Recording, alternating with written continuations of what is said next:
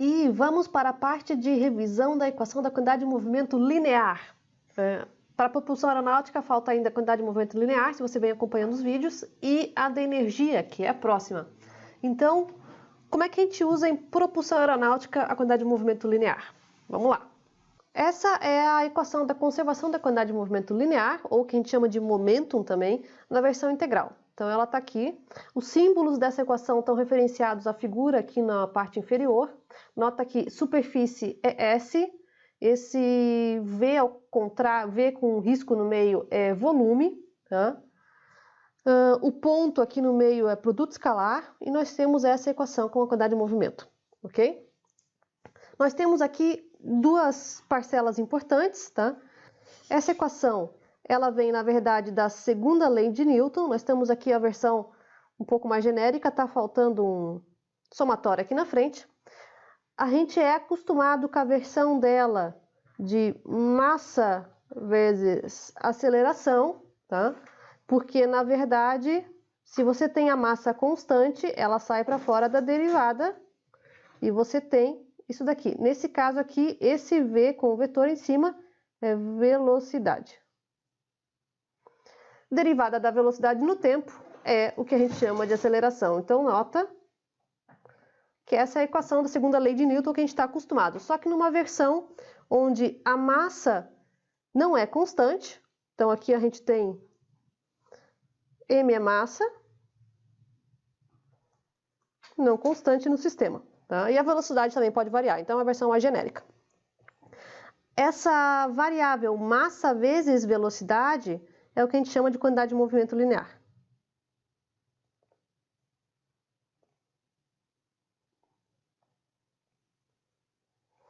E é isso que essa equação considera na parte da conservação. Então, quando a gente compara a segunda lei de Newton, como ela está aqui, com a equação lá de cima, na verdade, a gente tem desse lado aqui o somatório de forças, tá? Só que está separado em parcelas que nós já vamos ver.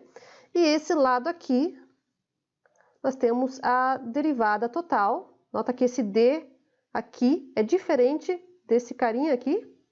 Então, nós temos a derivada total da quantidade de movimento, que se abre em duas parcelas também. Uma parcela derivada parcial do tempo da velocidade vezes densidade, isso aqui é a densidade, derivada do volume, lembrando que isso daqui vai dar massa velocidade, porque ρ é igual massa por volume. Então, na verdade, isso aqui dá, faltou um Dzinho aqui, ρ vai dar dmdv, dali que vem. Então, nota que é derivada parcial no tempo da quantidade de movimento. E esse pedaço aqui, se você for lembrar da parte da equação da conservação da massa, esse produto escalar de densidade, velocidade e área, isso daqui é m ponto. Então, isso aqui é o que a gente chama de fluxo de massa, tá? Então, esse carinha aqui é fluxo de massa, esse aqui inteiro. Então, isso aqui dá, na verdade, fluxo de massa vezes velocidade. Quantidade de movimento que entra e sai da superfície. Essa integral, ela contabiliza toda a superfície que você está analisando. Então, é tudo que entra, tudo que sai. O sinal positivo e negativo vai vir desse produto escalar, tá? É o mesmo produto, a definição de produto escalar que se usa para a conservação da massa em alguns vídeos anteriores. Então, na verdade, o que nós temos que é a nossa convenção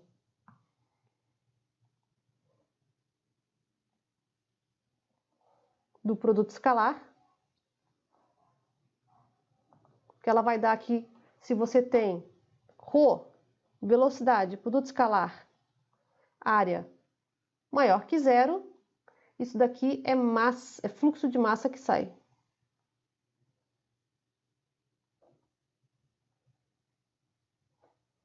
Fluxo de massa saindo do volume de controle. E o claro contrário, se tu tiver ela menor que zero, é fluxo de massa entrando no volume de controle. Essa aí é a nossa convenção, a mesma que eu tenho usado das outras equações, tá? Para elas combinarem entre elas. Beleza. Essa é a equação inteira. Depois a gente utiliza ela em propulsão para calcular o empuxo do avião. Porém, vamos entender o que são esses termos aqui do somatório, entender por que ele está dividido nessas parcelas. Então, vamos lá. Nós, na verdade, dividimos as forças em dois tipos, nesse caso. Superfície e corpo. Corpo, está desse lado aqui, é uma força que age no volume como um todo.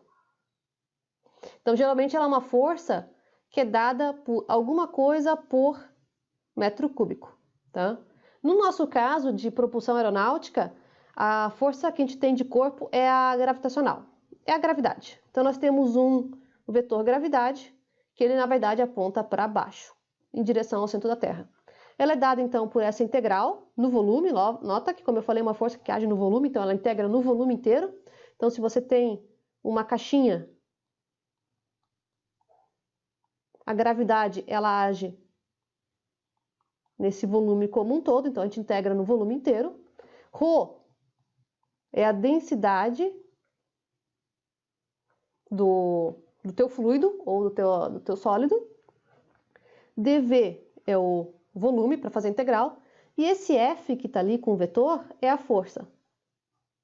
No caso aqui, é o que eu estou chamando de G, que é uma força gravidade. E se você for fazer ela no sentido vetorial, G é igual a menos 9,8, estou arredondando aqui, 9,8 J. J é o vetor em Y. Tá? Então, é 9,8 metros por segundo quadrado apontando para baixo. Essa é a nossa força de gravidade. Tá? As forças de superfície, elas são divididas em propulsão aeronáutica em duas principais. O que a gente chama de força de pressão, que é esse cara aqui, e força viscosa, que é devido ao μ, que é a viscosidade do fluido. Tá? Então, primeiro para a de pressão. A de pressão, nota que ela tem um sinal negativo, integral na superfície. Nota que agora a integral é na superfície, porque é uma força de superfície. P de pressão estática.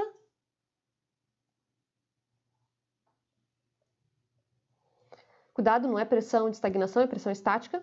E ds é a nossa área. Como tem um D na frente, é diferencial. Isso daqui, se você for ver, para quem lembra de básico de termodinâmica, pressão, ela é na verdade P é igual a força que divide pela área. Tanto que a unidade de pressão é Newton por metro quadrado. Então, para você ter a força devido a uma pressão, é a pressão vezes a área, que é isso que ele está indicando naquela integral. Diferença entre essa equação e aquela lá. Essa daqui é uma versão, é uma integral, é uma equação macroscópica, pressão constante versus uma área constante. Se for numa área bonita, onde você tem a pressão, que geralmente a gente desenha como flechinhas, uma pressão constante para uma área bem definida. Isso daqui vai dar força igual pressão vezes área, apontando no sentido da pressão. Isso é o que a gente conhece como pressão normal em termodinâmica. Essa integral, ela está aqui porque você está considerando o fato que você não tem uma área bonita, você pode ter uma área toda doida, tá? E a sua pressão, ela pode ter um perfil diferenciado. Ela pode ser pequenininha aqui no início, grande mais para cá e média mais para cá. Então, tu nota que você tem um perfil de pressão que não é igual. Então, eu não posso multiplicar a pressão pela área. Eu tenho que multiplicar cada quadradinho de pressão pela sua areazinha. Então, seria a pressão 1, 2, 3, assim por diante, vezes A1, A2 e A3. Quando a gente faz isso num formato diferencial, é daí que vem a integral. Então, eu faço integral de pressão por área. E eu vou botar a área aqui como um S. Tá? Agora, essa equação, na verdade, é um produto escalar. Tá? Na integral aqui de cima, eu já tirei o produto escalar e adicionei o negativo. Mas a versão original da equação, ela tem pressão, produto escalar, área. O produto escalar sumiu na equação de cima, porque eu já estou considerando o fato que sempre que você tem uma área, o vetor direcional da área, que a gente chama de N, tá? Ele sempre aponta no sentido para fora da área. E a pressão que nós estamos considerando em propulsão aeronáutica, ela está sempre indo contrário a esse vetor. Então, nós vamos ter sempre um produto vetorial, um produto escalar aqui, de P produto escalar ds, que é equivalente a P produto escalar direcional ds. Nota que a diferença é que eu abri o meu vetor diferencial área em vetor unitário da área e o seu diferencial em magnitude. E esse produto escalar, ele dá sempre negativo,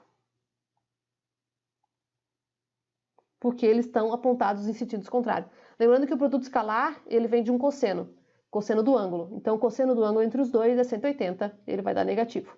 E por isso que nós temos esse negativo aqui. Então, esse fator aqui, que é a força de pressão, ela é simplesmente a força que a pressão exerce na área, somatório em todo o volume de controle, e o negativo está sempre ali. Esse cara aqui que eu já falei é simplesmente a força gravitacional puxando o que você está analisando, teu volume de controle, em direção ao centro da Terra. E esse último aqui que eu não abri, eu só coloquei como forças viscosas, é que quando a gente trabalha com Navier-Stokes é onde aparece os μ's de viscosidade, μ, du, dy. Tá? Quando a gente abre as forças viscosas, essa equação que eu mostrei aqui nesse primeiro slide, ela vai virar Navier-Stokes, que a gente está acostumado. Quando você não abre as forças viscosas, só deixa aqui como se fosse um termo, ela fica nesse formato que eu apresentei. Tá? Por que em propulsão a gente não abre? Porque geralmente esse F viscoso, ele é muito menor que a força de pressão. Então, normalmente a gente desconsidera ele, por isso que eu não vou nem abrir, porque mais para frente nessas aulas, quando a gente for trabalhar com essa equação, ele vai sumir por ele ser pequeno comparado com as outras forças. Então, essa é a nossa equação da quantidade do movimento linear. Vamos para a equação da energia e depois nós vamos fazer uma aplicaçãozinha desse cara aqui.